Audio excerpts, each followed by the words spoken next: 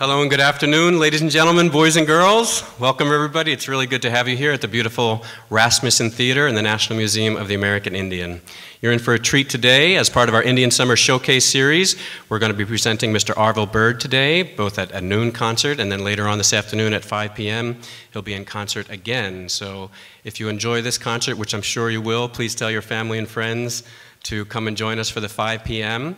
And just so you know, the concerts will be live webcast, so family and friends at home will be able to watch it live, and then after that it will be archived. So if you want to check out this concert that you've been to after you've been here, there's a link on our website, americanindian.si.edu, that can give you that information. So we thank you all for being here. I just want to remind everybody of all the kind of usual theater etiquette. You know, you're at a live performance. Mr. Arvel Bird does welcome photos. If you want to take any photos during the performance, you're welcome to do that. We just ask you to do that respectfully so you don't make any of your neighbors cranky. And then after the program is over, the program lasts about an hour. After the program is over, outside in the lobby, there are some CDs for sale, and Arvel is happy to meet and greet folks out in the lobby afterwards. If you'd like to shake his hand and say hello, or have him sign a CD or whatever, you're welcome to do that. We do ask that after the concert you do head outside and nobody tries to enter on stage, please. Also, please know that we do a lot of programming here at this museum. This Saturday we have our final concert for the Indian Summer Showcase. It's featuring a band called Bamyua, and they are from Southwest Alaska. Bamyua means encore in the Yupik and Chupik languages. So please, if you're available Saturday, come check out. They'll be doing a noon program featuring some programs around the Eskimo Olympics, and then a 5 p.m. concert, and that concert will be outside on our Welcome Plaza. And you can always check out our upcoming programs on our website online. So, as I mentioned, we have Arvel Bird, and he will be performing with a very dear friend of his wife, Kimberly Kelly. They're both really great people. We've had the honor of presenting Arvel Bird here once before, several years ago, and we are very thankful and pleased and honored that he's here with us today. So I ask you to please join me in welcoming Mr. Arvel Bird, who will be celebrating his cultures, because that's what this museum's all about. You know, we celebrate cultures here. Of course, in this museum, we celebrate Native cultures, and many of our performers are multicultural. You know, Arvel Bird celebrates his Celtic culture. He celebrates his Native American culture. You know, you'll hear about that in the program. He's a Southern Paiute, but he's also, from the great isles of, Europe, where we have Great Britain and Ireland and Scotland. So you'll hear about that as well. And we encourage all of you to celebrate your cultures as well, because this is a cultural museum. So with that said, I want to thank you for joining us today and ask you to please join me in welcoming Mr. Arvel Bird.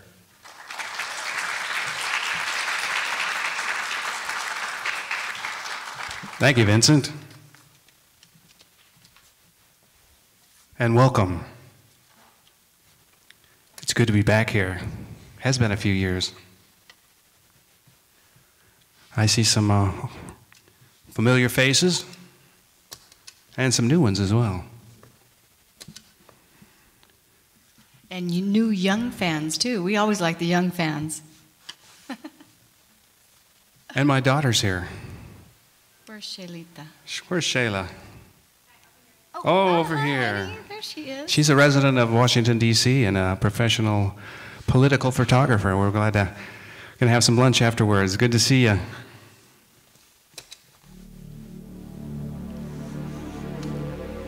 We're going to begin with some animal totems music, one of my favorites, one of my totems, my inner totem, the bear, Mato.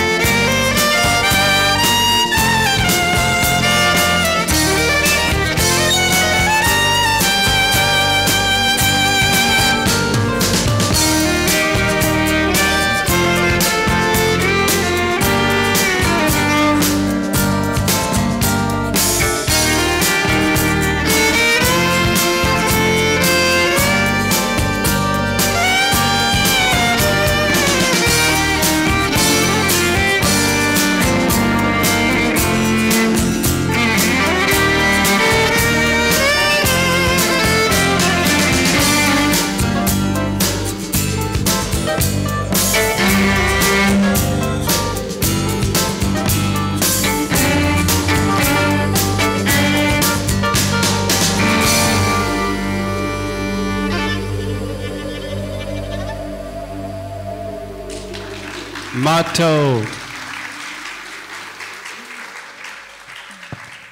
Thank you very much. And welcome, Kimberly. Kimberly and I have been playing together here, performing together for the last year.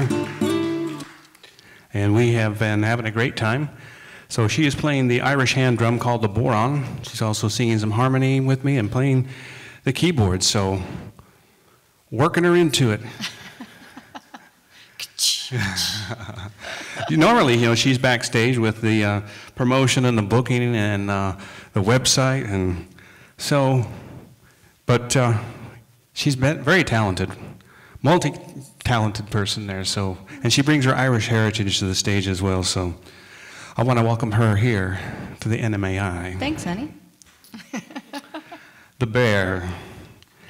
Vincent said that I bring my multicultural heritage to the stage, and that's true. I honor my Native American heritage as well as my Celtic roots with my music.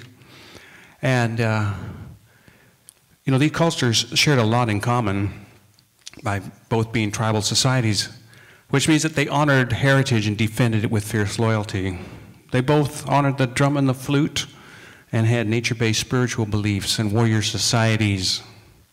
And they both respected, honored, and revered nature, believing that the source of creation spoke to them through nature, that all things in nature speak to us. And the bear is both important to both cultures.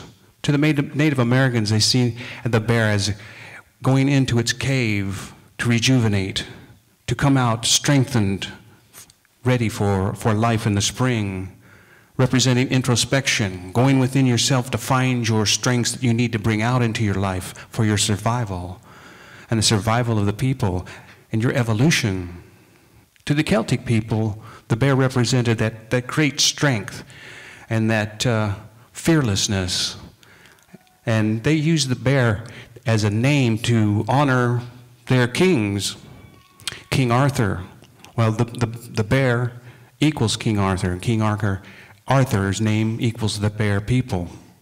And so to give a child the name of a bear was to give them a great name and great protection throughout their life. And of course, they went to the stars and they named stars after the bear, the Great Bear. Today we call it the Big Dipper. So the many things about these animals that both cultures shared. I'm just learning more about the Celtic interpretation of these animals. But since we're here at the Native American Museum and they're honoring the horse culture, I'm wearing my horse shirt. This is a Pungo shirt. This is my fiddle is named Pungo. And this is a shirt made for me by Suzanne Bartholis out of Florida. And doesn't she do a fantastic job? I just love it. So we're going to do a song about the horse.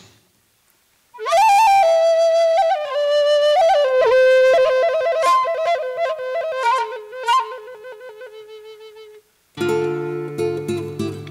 Plains Indians were receiving dreams and prophecies about an animal coming to them that they would be able to ride. And in 1540, the Spanish conquistador Coronado left for Teotihuacan, what we call Mexico City today.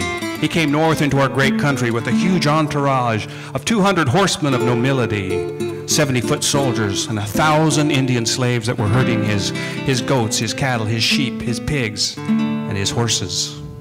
He was looking for the 7 cities of Cibola, the 7 cities of gold from Spanish legend.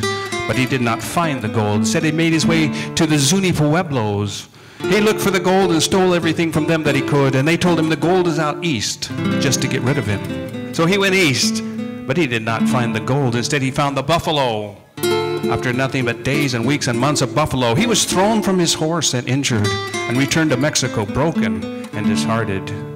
But the Plains Indians' lives were changed forever, because now they could hunt farther, kill more buffalo, build more lodges, and they grew stronger as nations. But many, like the Blackfeet, Lakota, had no word for this animal. The Blackfeet would call it Tashunka, big dog, or elk dog. But in ceremony, they would honor it with the eagle feather. They would paint it, and it would become their partner in war, and they would call it Tashunka Wakan. the holy dog. So ride with me now. Feel the wind in your face and the power beneath you, because this is the medicine of the horse, the holy dog. Tashunka waka.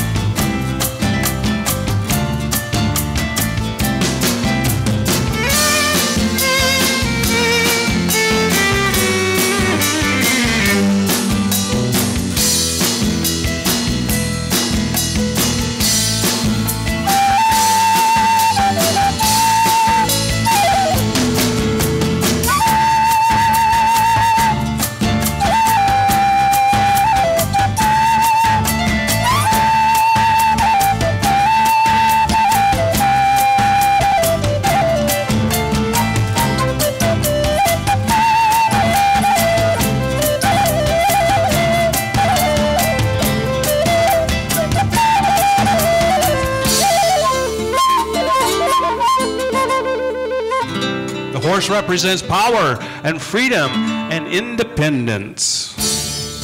If you love the horse, his message for you is to find your personal power or reclaim it and break old habits that no longer serve you so that you can learn to walk in a new way. That is the medicine of the horse, the holy dog.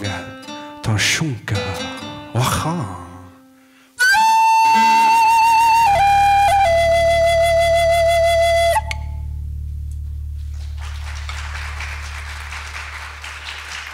Thank you. So this is Pungo. Pungo is a Paiute word meaning pony. I got him off the internet for $75.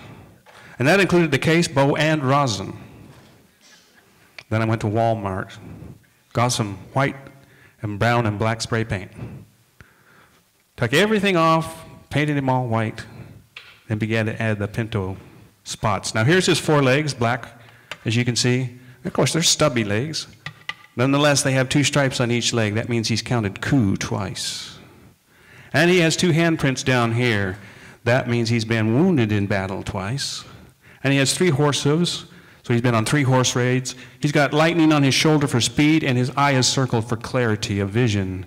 And in his horse hair, he has an eagle feather, gifted to me by a Menominee Indian fiddler named Louis from Wisconsin. And Louis was confined to a wheelchair after a stroke. He was a fiddler, a banjo player, a guitar player, a bass player, a flute player, and it was just a shame to see him paralyzed like that. So he gifted me the eagle feather to continue the tradition of Native American fiddling that has existed for hundreds of years, although most people don't realize it. So this is Pungo.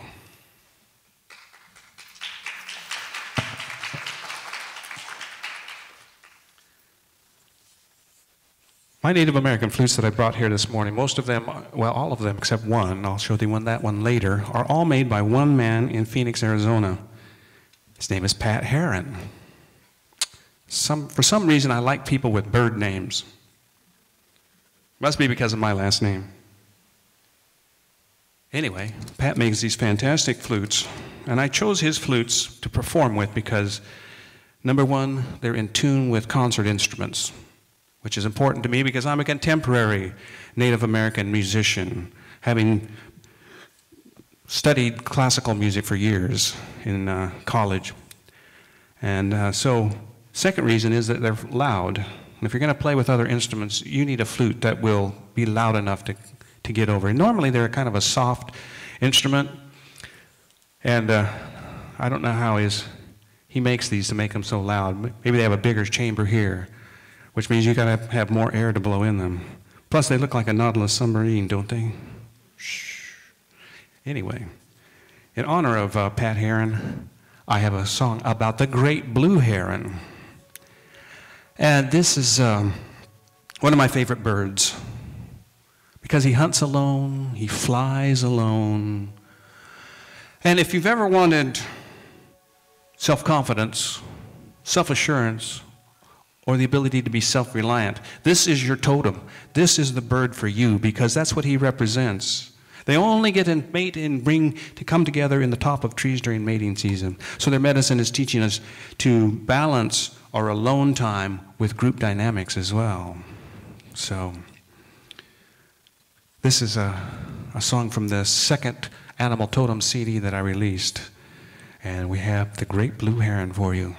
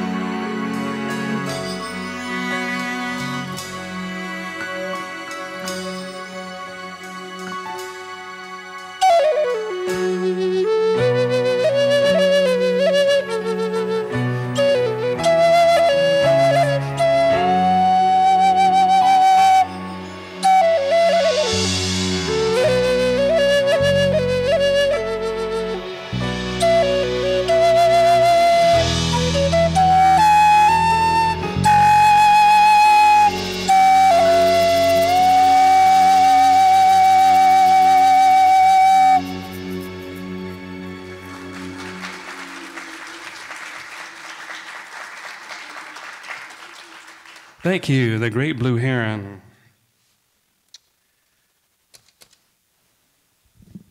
From the same CD as comes one of my favorite animals.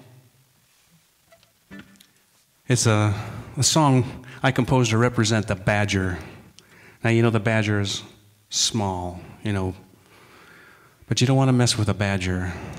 The Lakota have a story about the bear and the badger meeting on the trail, and the badger wouldn't give way, which made the bear mad. So he went after the badger, but the badger grabbed him right on the nose, and he wouldn't let go. And later, they came along the trail and they found the badger and the bear, both dead. The badger had suffocated the bear by holding his nose, and the bear had shredded the badger trying to get him off. So it just goes to show you. Let's get down with the badger.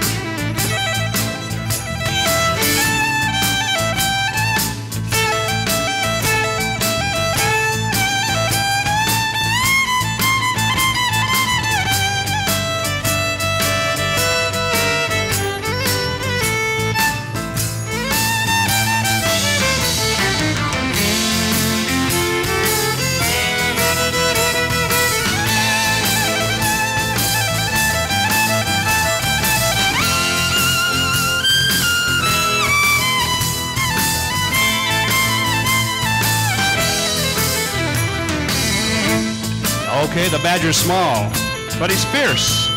He never backs down and he never gives up. His medicine is about the power of expression, the magic of a word, the power that a story has to change a life. And he lives underground, teaching us to look beneath the surface of things and people to know the truth. Here's the Native American flute and the badger boogie.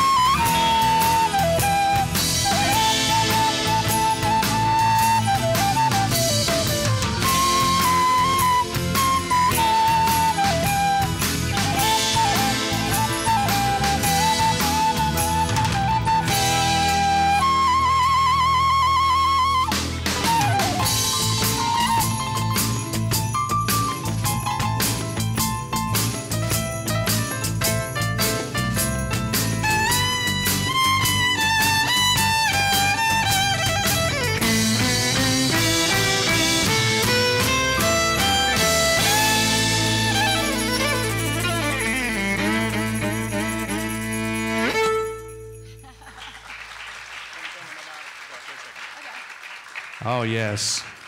So I love to do this for the kids because, you know, the kids are small. Sometimes they feel, you know, they don't have any power.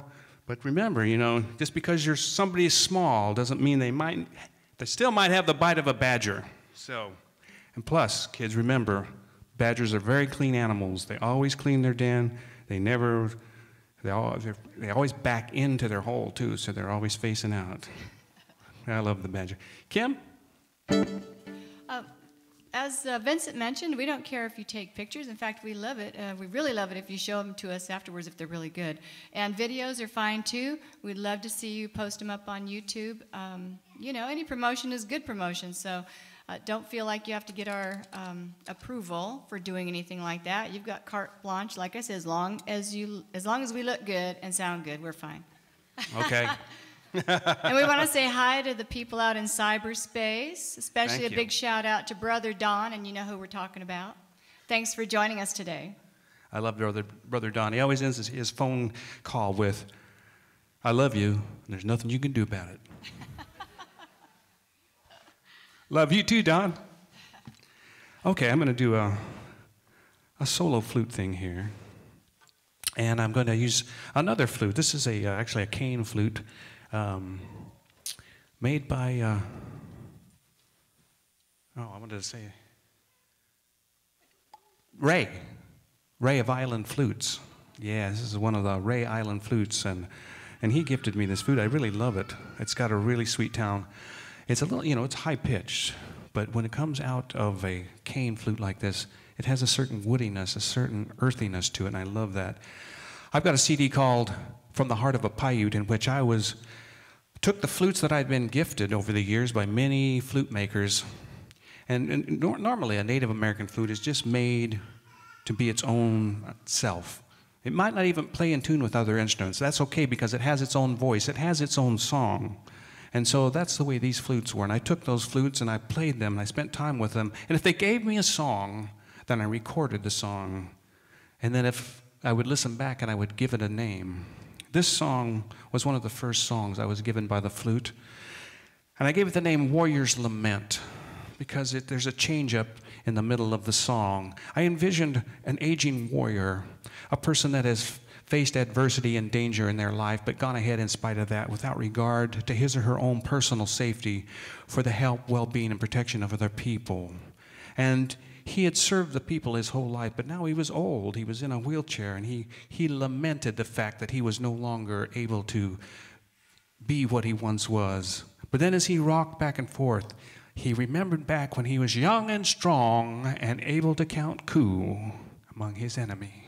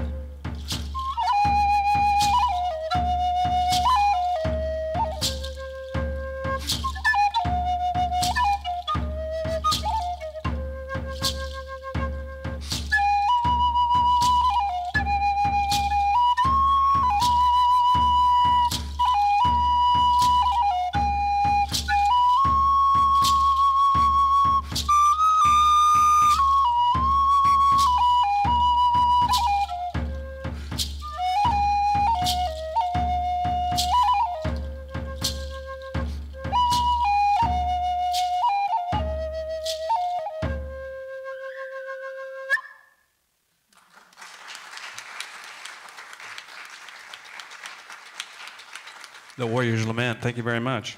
Now remember, that you do not have to carry a weapon to be a warrior. Anyone in this room can be a warrior if you're willing to be of service to the people, to be of service to your village. Today, your village can be as small as your family, or it could be your job, your school, your office, your campus, your church, your organization, whatever it is. You can become a warrior for that group and serve them. Now, I'd like to do a song here with a new hand drum I've been gifted. I was recently in Dallas, Texas, or Fort Worth, Texas, playing for the, was it BNSF Railroad? BNSF Railroad, I got it right. And it was, they were, you know, Native Americans work for the railroad, and so they were doing a heritage day for the Native Americans, and I got to perform. There was some dancers and drums and singing, and at the end, they gifted me this wonderful drum. So I just wanted to, I've kept the tag on it because I wanted to tell everyone who made this drum. And so if the cameras can zoom in on this drum, that would be great. Because it was made by Lynn Wozniak. Lynn Wozniak. See, I don't have my glasses. Lynn Wozniak. He has a business called Sweet Medicine Drums. And he is a Standing Rock Sioux Indian. And I'm trying to think, oh, the horse. I want to tell you about the horse because this is so cool. This is the coming of the horse. I need my glasses. Hold on. I have my glasses. You're lucky. See what it's like? Okay. The design shows the coming of the horse from the European world to the Indian world. The blue wavy line is the ocean across which the horse traveled. The blue points represent a camp circle of teepees, and the black circle is the Indian world, the hoop of life. So isn't that beautiful? Sweet Medicine Drums from Taos, New Mexico. So,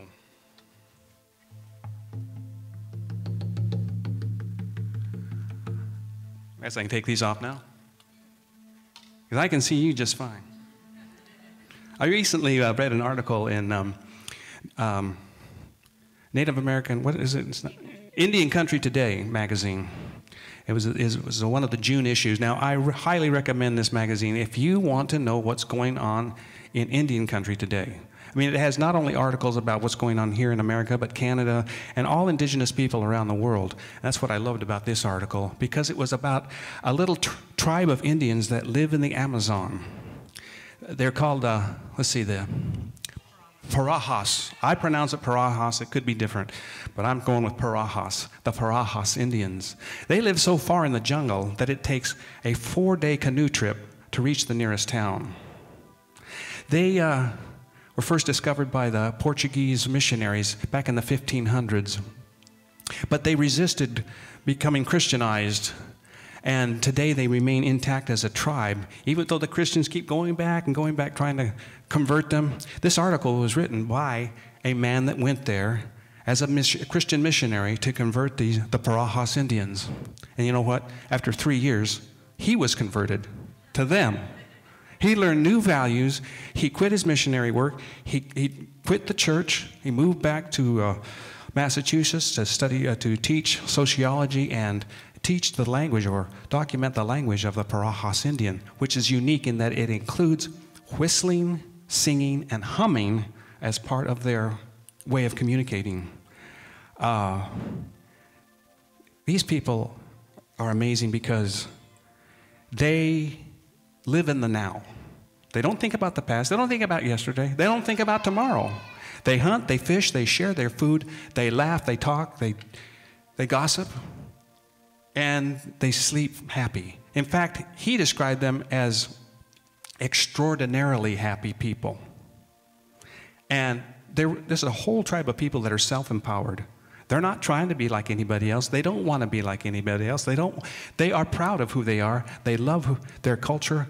And what's surprising is they don't have any stories or myths or legend about their ancestors, which is kind of unusual, but to live in the now, you really don't need those. And so, You know, they are living in 2012 the way many people can only dream of, the way many tribal people can only dream of in the past. And that's where this next song comes into play.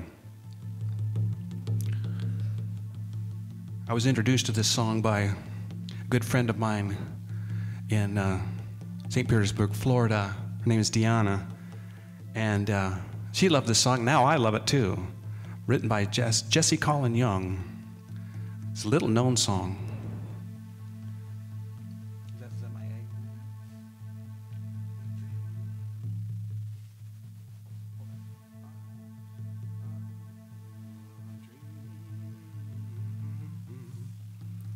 Okay, here we go.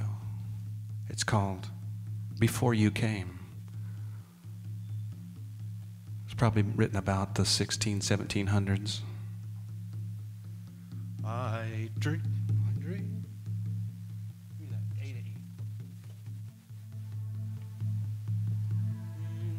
I dreamed that I was riding in a South Dakota field, and the sweet grass whispered to me as I rode. The sun, it was at midday, it shone hard across my face, and the land lay still in grace before you came.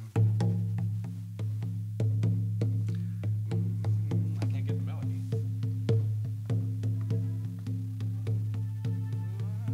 Let me think here.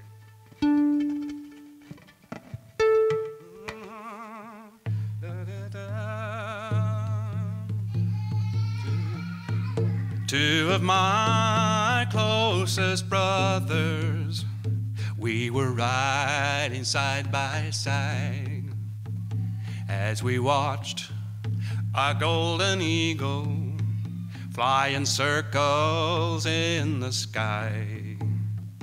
And we smiled as our eyes met, for we could not hide our joy. It was good to be alive before you came. Sister, take my hand and we will walk this magic land together. Brother, look on high and you will see the storms are building in your sky. Whoa, do you wonder why? And when the day was dying, we had reached the sacred hills, and the sun, it was on fire, and all the land was still. It was there all wrapped in blankets that in our younger days we listened and we fasted, for the night would bring us visions before you came. Brother, take a stand and we will hold our father's land together. Sister, look around and you will see the scars are building in your ground. Whoa, do you hear the sound? I dreamed that I was riding in a South Dakota field, and the sweet grass whispered to me as I rode. And the sun, it was at midnight, midday, it shone hard across my face, and the land lay still in grace, was a crystal solid place before you came.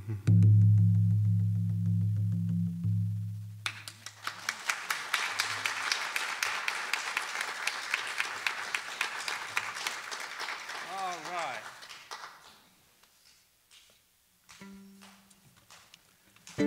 That could be a song about Crazy Horse, you know. Talking about the sacred hills and the scars on the land, which are the mines. The people were digging holes into the ground there to find gold. I have a song about Crazy Horse from a CD called Ride Indian Ride. It's about the same time frame. But it's about a battle in which, for the first time, Crazy Horse became a leader, a war chief. He was chosen to lead a small group of decoys to lure the army into a trap that the Cheyenne and Lakota were going to set. Now, this battle took place 10 years before the Battle of Little Bighorn, but it was also a decisive victory for the Lakota and the Cheyenne nations. It was the first time they actually fought like the U.S. Army. Before that, you know, the young braves, when they would go into battle, when they would fight against tribes, it wasn't always about killing your enemy. It was about proving one's bravery and courage. It was about counting cool. It was about earning that eagle feather. But they began to see that fighting an organized army like the U.S. was more about body count than it was about proving bravery. So the warrior society called the Akasita would hold back the young braves from rushing out and getting themselves killed so that they could fight as a unit. Now, this battle took place in the dead of winter when it was so cold. The Lakota referred to it as the month of popping trees. And imagine riding bareback on a horse without horse hooves on icy slopes, maintaining your balance while you shoot your rifle without holding onto your horse. You know, you and your horse have to become one at that point. And the horse is very intuitive. And if you have a good enough, close enough relationship with your horse will know what you want to do. The Army refers to this battle, however, as Fetterman's defeat, because it was under the command of Colonel Fetterman that nearly 100 soldiers were led 5 miles away from the safety and reinforcements of their fort. He disobeyed orders not to go more than 2 miles. But he was a man that had boasted before that he could take 100 soldiers and ride through the heart of Lakota territory, and with a month they'd all surrender to him. So you can imagine when he saw 10 little Indians keep getting away, that he would keep going and going and going and going out of frustration and anger. Now the Lakota refer to it as the Battle of 100 in the Hand because of the vision a medicine man had, in which he saw 100 bluecoats fall into the hand of a Lakota. That wasn't his first vision, though, you know. His first vision was he saw 5 soldiers. They said, that's not enough. Go back and have another vision. So he came back and said, okay, I saw 20 soldiers. That's not enough. Go back and have another vision. Well, finally he came back and he had 100 soldiers, and that was enough for them. Now, in the beginning here, I'm going to speak some words in my native language of Southern Paiute as I understand them. And in these words, I'm going to say to you, hello, Indian people. How are you? Thank you for coming. Now sit closer and listen to my song.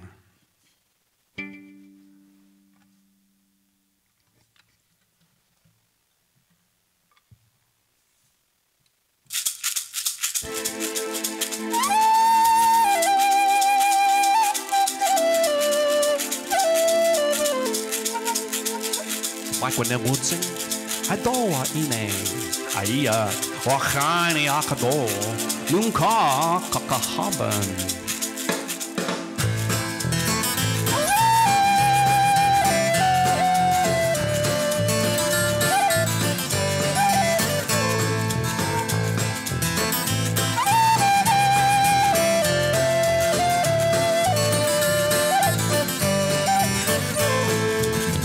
On the Bozeman Trail in the Powder River Country, near Buffalo Creek in the Bighorn Mountains, Fort Phil Kearny stood in clear violation of Lakota Treaty. 10 warriors rode onto the icy slopes of December 21st, the decoys in the month of poppin' trees. Crazy horse riding back and forth, luring soldiers to the trap, 100 in the hand.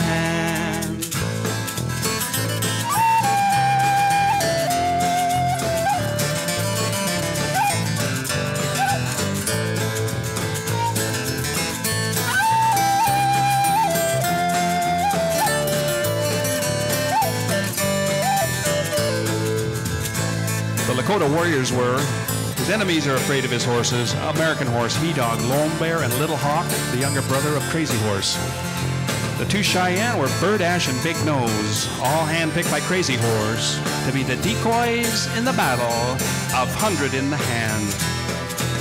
Crazy horse riding back and forth, luring soldiers to the trap, 100 in the hand.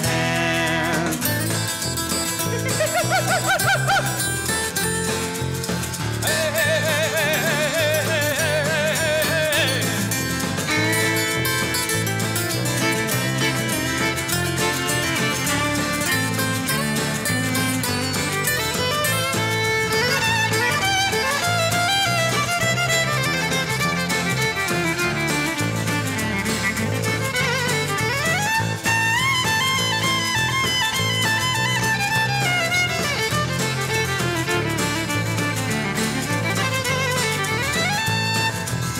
He hunted here as a boy and a man, the shining mountains, the Powder River.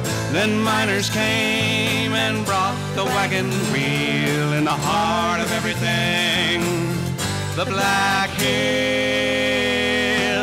Crazy horse riding back and forth, luring soldiers to the trap, 100 in the hand.